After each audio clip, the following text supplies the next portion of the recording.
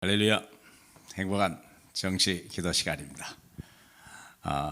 그리스도 안에서 우리는 하나님이 행복하기를 원하시는 것입니다. 왜 그러냐면 그리스도 예수 안에서 우리는 하나님이 완전한 자로 만드셨기 때문에 그렇습니다.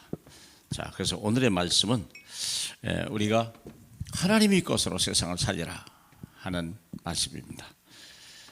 우리 고린도후서 4장 7절로 10절까지 보겠습니다.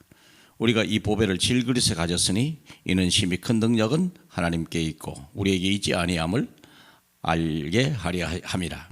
우리가 사방으로 우겨쌈을 당하여도 쌓이지 아니하며 답답한 일을 당하여도 낙심하지 아니하며 박해를 받아도 버림받지 아니하며 거꾸로 뜨림을 당하여도 망하지 아니하고 우리가 항상 예수의 죽음을 몸에 짊어지면 예수의 생명이 또한 우리 몸에 나타나게 하려 함이라. 아멘. 사랑하는 여러분, 빈손으로 온 거 아시죠? 빈손으로 가는 거 또 아시죠? 그렇다면 우리가 할 일은 하나밖에 없어요. 우리가 세상에서 내가 얻은 것 가지고는 나 하나도 만족 못 지킬 뿐만 아니라 세상을 살릴 수 있는 능력 없어요. 그런데 하나님은 우리에게 세상을 살리라고 말씀했어요. 그러니까 내 것 가지고는 안 된다는 걸 아셔야 돼요. 우리가 어릴 때부터 부모님이 아이에게 중요한 걸 가르칠 수 있어야 돼요. 하나님의 능력을 가르쳐야 돼요. 하나님의 사랑을 우리가 체험시켜야 되고요. 그래서 하나님의 것이 얼마나 엄청난 것인지 가르치라고 하는 거예요. 이 보배를 질그릇에 가졌으니 심히 큰 능력이 하나님께 있고 우리에게 있지 아니함이라. 물론 공부도 잘하고 좋은 직업도 갖고 좋은 집도 사고 좋은 집도 우리가 또 많은 돈을 벌면 나쁜 건 아닙니다만은 절대 만족이 없다는 거예요. 만족이 없다는 말은 다른 사람을 살릴 수 있는 능력이 하나도 없다, 그런 뜻이죠. 자, 그러면 하나님이 우리에게 주신 것, 고린도전서 2장 9절에는 하나님이 우리를 위하여 예비한 것은 눈으로 본 적도 없고 귀로 들어본 적도 없고 마음과 생각으로도 생각하지 못한 걸 우리에게 주신다.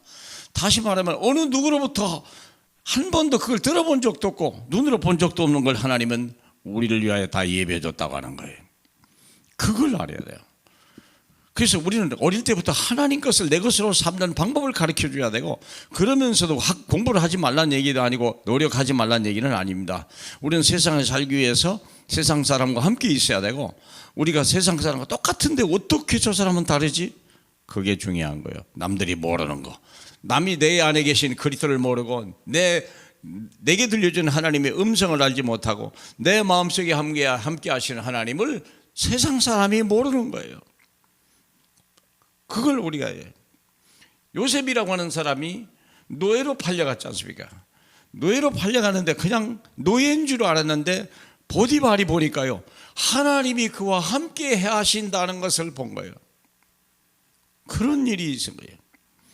그렇기 때문에 어떤 환경이나 부모로부터 형들이 배반했다, 부모를 떠났다, 내가 노예로 팔려왔다, 나는 애굽에 아는 사람이 없다, 그게 중요한 게 아니에요. 내게 있는 게 뭐냐? 하나님이 나를 위하여 예비하신 게 뭡니까? 지금 내 안에 있는 게 뭡니까? 내 것 가지고는 아무것도 할 수 없습니다.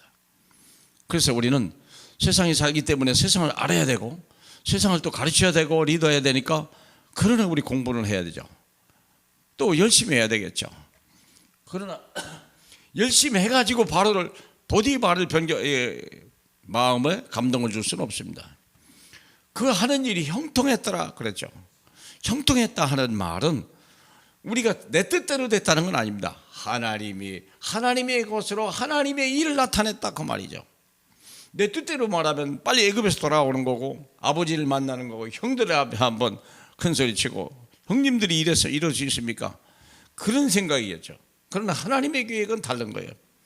해, 달, 별, 이 세상의 서밋으로 하나님은 만들어주겠다는 계획을 가지고 요셉을 부른 거죠. 자, 요셉뿐만이 아닙니다. 모세도 그렇습니다. 80의 나이에, 이야기만 젊을 때 부르시지, 80의 나이에 내 백성을 가나안으로, 어디에서 노는 백성도 아니고 애굽에 노예로 팔려있는 그들을 절대 놓을 수가 없는 상황. 우리도 한국 지금 현재 다민족들이 와가지고 우리가 노동을 하지 않으면 한국 경제가 안 돌아가듯이 노예들이 없으면 어떻게 애굽이 돌아갑니까?